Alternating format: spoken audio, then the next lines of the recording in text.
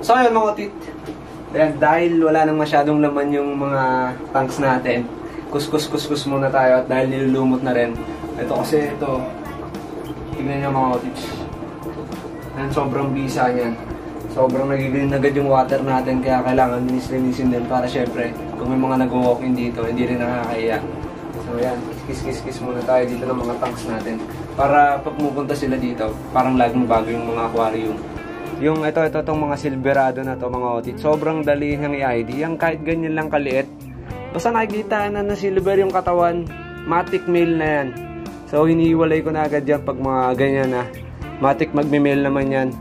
Tapos yung ibang silverado pa, ito papakita ko sa inyo. Mukha lang siyang walang laman eh. Tingin. Okay. So ayan o, kahit ganyan pa kaliit mga otits, makikita nyo yan o. Lalo pag nailawan to, ito kasi tutok sa araw eh. Nagkakaroon siya ng iridescence.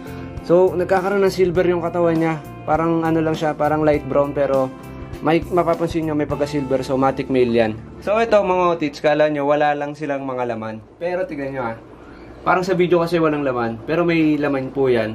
Mga silverado sunset at silverado red tail. So yan, sa mga ganyan mga otito, dahil nahiwalay ko nga agad. Ayan mga otits, nahiwalay ko. So etong mga to, yung mga kasama nilang babae, virgin na virgin pa. So pansamantala dito muna sa 2.5 gallons. Kaya pa nila yan. Ayan tignan nyo mga otits. So, ang gaganda ng katawan, ang lalaki. Baka Titonomics fish food yung pinapakain natin dyan, na ma-order mo lang sa ating FB page. Kaya message na mga otit. Tapos meron pa dito ito, mga bagets din to. Ayan mga bata pa. Ito katulad na ito yung kanina hindi pa masyadong buo yung buntot niya, pero na-ID kasi natin ng bata pa, kaya tignan niyo mga otit. So, wala pa siyang masyadong buntot. Ayan nakikita niyo pagka silverado niya. Ayan, matic male na yon. Matic male na talaga. Pag nakita natin yun. So, yun. Linis-linis muna tayo ng mga tanks. Tapos mayroon akong napulot ditong mga snail. Iba na itong snail na to mga otits. Big Mama. Pero wala na siyang laman sa loob. Ang laman niya na lang itong mga snail na dito rin nagtatago. So, itong mga snail na to papakain natin sa magna dap niya natin. Sa mga dap niya natin pinapakain yan. Ayan, ito wala na itong laman eh. Tapos ito may mga nakakatakas kasi. Kasi may mga snail din dito.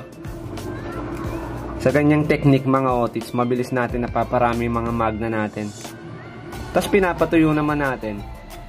Yung magna dap niya natin. Tapos binibenta natin mga tito na ma-order mo lang ulit sa ating page. Otits, itong millionaire fund natin. Nireset ko to, bali makikita niyo yung mga marks dyan ng Met Blue.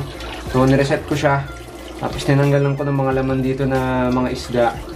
Tapos eto ngayon mga otits, after 2 days tinanggal ko na yung Met Blue. Tapos eto nilalagay ko yung mga pinag-water change natin para magamit natin agad to sa lalong madaling panahon. Dahil baka dito ko ilagay yung mga grow out natin ng mga double sword na sobrang dami talaga, sobrang dami. So kakayanin to ng concrete pad natin, ng millionaire pad natin.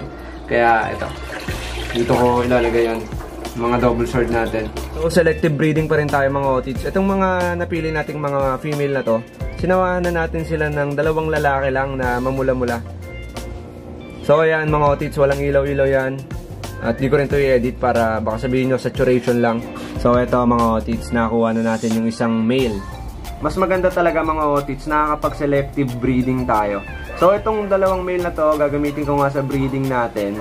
So ang napansin ko kasi sa crown tail natin nung nakuha natin sila, at dahil may koi genes nga to, siguro mga otits, kaya nagkakaroon siya ng half lang kadalasan lumalabas sa mga male na pagkapula. Pero ito makikita nyo, mas naging intense yung pula. Tapos dati kasi orange talaga eh, orange nung nakuha natin Tapos ngayon mga otits, inayos na natin itong linya na to. So ayan, mas malakas na yung dugong naglalabas talaga ng puladong-pulado. Ayan Ito mga otits, iba't ibang batch na tong male na to. Yung iba dito, pinakabata dito 1 month. Tapos itong mga matatanda na to. Matatanda na yan. Tatandaan nyo dati mga otits sa mga vlog natin dati pa. Favorite ko talaga tong AFR. Lalo yung wild full red, di ba? Pinanggabangga natin sa AFR yun. Tapos, Delta yun, Delta. Hindi tayo makabili dati ng Crown Tail dahil mahal pa to noon. Siguro mga 4 years ago. So, ngayon, syempre, dahil ito ngayon, nagkaroon tayo, pinagayaman natin to mga tito. Pinagayaman natin. So, yun lang mga otits, maging mapanuri tayo sa ating binibiling mga gapi dahil kahit mahal yan, may lumalabas talagang kaljan kahit sang isda naman, hindi maiiwasan yan. So, syempre, kailangan maging mapanuri tayo. Lalo, tsaka wag lang tayo basta breed ng breed. No? Dapat mas maganda nagse-select talaga tayo. Selection talaga para mapaganda pa tong mga isda natin. Hindi tayo perfecto, pero yun lang siguro yung masishare ko sa inyo. So, iba't ibang batch. Ito, mga tito. Pero itong mga malalaki na to, kasabayan nito yung mga double sword sa taas. Ito yung kabatch niyan, ito yun, yung nililinis natin kanina. Tapos ito, kabatch nila. Tsaka pupug talaga to sa pagkain para mas matataba yung katawan, lumaki yung katawan. Hindi naman mataba. Siyempre habang bata, tataba talaga yan. Pero at pag mga 3 months old na yan, diyan na tayo medyo nagda-diet, balancing lang para machong-macho sila tignan. So, ang inaano ko dito, kaya rin pinapakain ko talaga to para mabilis mag-double sword, no? Pero habang gumugulang talaga to, habang mas tumatanda to, lalong humahaba yung pagka-double sword niya. Pero parang, kunyari sa mga gecko, di ba? Malalaman yung healthy ang gecko kapag syempre, di ba, mataba yung buntot niya. Ganun din tong mga to, itong mga to. So, kailangan pakainin natin ng mga matataas na protina, maprotinang pagkain, ayan, para maganda yung pagka-double sword nila. Parang ito mga otits, itong crown tail natin, kailangan pakainin natin to ng mga high in protein na pagkain para matataba yung stock nila, ayan o. Kasi parang crown tail na beta yan mga tito. Itong sinasabi ko lalo sa mga nagsushow ng beta fish, alam na alam nyo yan. Kapag yung crown tail na beta napabayaan nyo, hindi nyo napakain ng maayos, magandang protina, maprotinang pagkain pala, di ba? Minsan nababali ang stock. So yan, parang ganito rin ang mga gapi. Kahit anong tail naman din, pero mas kitang kita kasi pag crown tail. Ito pa mga otits, crown tail din yan. Ayan, tingnan nyo, pataasin natin. Ayan o, kitang kita, nagpupulahan, di ba? Ito lalo. Yan, kahit kulang tayo sa lagayan, mga otits, kung mapapansin nyo, lalaki at lalaki parang na magkakasama dyan. Ayan o. Para sulit naman sa bibili. Di ba? Para sulit na sulit. Yan. Ayan, mga otits, tignan nyo kung gaano ka-intense yan, no? Selective breeding is the kilang talaga, mga tito. Ito pa, mga otits, oh. Mga pinaparami pa natin dito at pinapalaki.